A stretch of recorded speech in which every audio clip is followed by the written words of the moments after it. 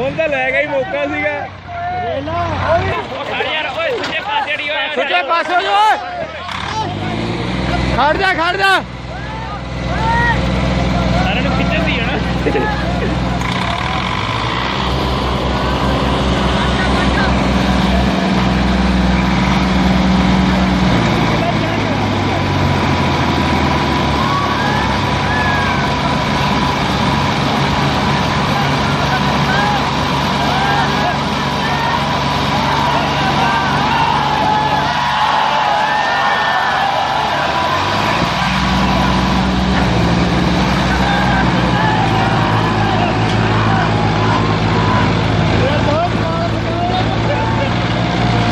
ਚੱਲ